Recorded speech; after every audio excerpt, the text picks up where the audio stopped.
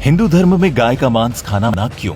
दोस्तों, हिंदू धर्म में वैसे तो मांसाहार को लेकर कोई खास अनुदेश दिया गया है, लेकिन गाय के मांस को खाना पूरी तरह से वर्जित है। दरअसल हिंदू संस्कृति में गाय को सबसे पवित्र माना गया है। इतना ही नहीं, गाय को मां का दर्जा भी दिया गया है, तभी उनको गौ माता कहा जाता है। गाय को माता कहने के पीछे एक अहम कारण ये भी है कि जब भगवान ब्रह्मा ने सृष्टि की रचना की, तब उन्होंने सबसे पहले धरती लोक में गाय को ही भेजा था, क्योंकि सभी जीवों में गाय ही एकमात्र ऐसी है जो अपने दूध से और अपने स्वभाव से सबको मां की तरह पालती पोषती है।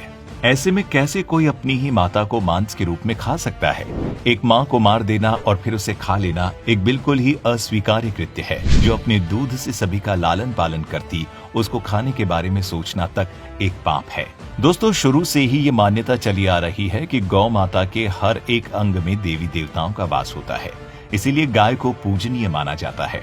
जो व्यक्ति दूसरों के मांस से अपना मांस बढ़ाना चाहता है, उससे बढ़कर नीच और निर्दयी मनुष्य दूसरा कोई नहीं हो सकता। वहीं बता दें, गाय का मांस खाने वाले पापियों को नरक में कई तरह की यातनाओं का सामना करना पड़ता है। ऐसे लोगों को आग की नदी में फेंक दिया जाता है और जब तक वो बेहोश नहीं हो जाते, तब तक उसी में पड़े रहने दिया जाता है। इसके बाद उन पापियों को जानवरों के बीच छोड़ दिया जाता है। वो सभी जानवर उन पापियों को चीर फाड़ कर खा जाते हैं।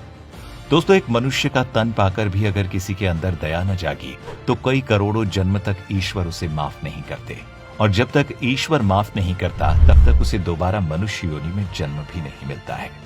स्कंद पुराण के काशी खंड के 3 अध्याय में कहा गया है कि जो मनुष्य मांस खाता है, उसके जीवन पर धिक्कार है। ऐसे मनुष्य को ना तो मृत्यु लोक में सुख मिलता है और ना ही मृत्यु के बाद दूसरे लोक में। इतना ही नहीं, स्कंद पुराण के अनुसार भगवान शिव उन लोगों की पूजा कभी स्वीकार नहीं करते जो लोग मांस मदिरा का सेवन करते हैं। गाय के मांस का सेवन करना तो बहुत बड़ी बात है। वही वराह पुराण के अनुसार भगवान विष्णु के वराह अवतार कहते हैं कि जो मनुष्य मांस खाता है, मैं ना तो उसकी पूजा स्वीकार करता हूँ और ना ही उसको अपना भक्त मानता हूँ। साथ ही वो पृथ्वी देवी से कहते हैं कि जो मनुष्य गौ माता का मांस खाता है, उसे मैं हर तरह से बर्बाद कर देता हूँ और मेरे लिए एक अपराधी के समान होता है। उसके हर सुख सुविधा को मैं मिट्टी में बदल देता हूँ। इसके अलावा भगवत गीता में भगवान श्री कृष्ण ने यह भी बताया है कि मनुष्य को क्या खाना चाहिए और क्या नहीं। भगवान कृष्ण के अनुसार मांस एक तामसिक भोजन है, जिसके सेवन से मनुष्य की बुद्धि क्षीण होने लगती है और मनुष्य अपनी इंद्रियों पर से नियंत्रण खो देता है। उसके बाद मनुष्य ना चाहते हुए भी कई तरह के अपराधों का भागी बन जाता है, और ऐसा मनुष्य जब मेरी पूजा करता है या मुझे याद करता है, तो मैं उसके पास नहीं जाता। इस तरह का भोजन करने वाले लोग अक्सर कुकर्मी, रोगी, दुखी और आलसी होते हैं। कुछ लोगों का तो ये भी मानना है कि वेद मांस भक्षण को जायज बताता है, लेकिन ये सच नहीं है। सच तो ये है कि वेदों में स्पष्ट रूप से बताया गया है कि पशु हत्या अर्थात पशु बलि आपकी श्रेणी में आता है।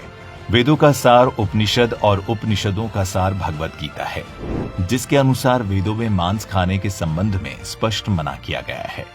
वेदों में बताया गया है कि जो मनुष्य नर, अश्व अथवा अन्य किसी पशु का मांस का सेवन कर उसको अपने शरीर का भाग बनाता है, गौ हत्या कर अन्य जनों को दूध आदि से वंचित करता है, उससे बड़ा पापी इस सृष्टि में कोई भी नहीं।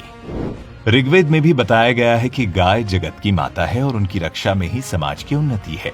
मनुष्यों को उनके समान सभी 4 पैर वाले पशुओं की रक्षा करनी चाहिए।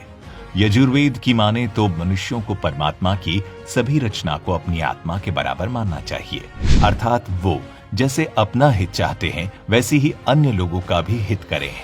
जबकि अथर्ववेद में मनुष्यों से कहा गया है कि चावल, दाल, गेहूं आदि खाद्य पदार्थ आहार के रूप में ग्रहण करना चाहिए। यही एक ऐसा आहार है जो मानव जाति के लिए सबसे उत्तम और रमणीय भोज्य पदार्थ है। आपका इस तथ्य को लेकर क्या विचार है? नीचे कमेंट करके जरूर बताएं।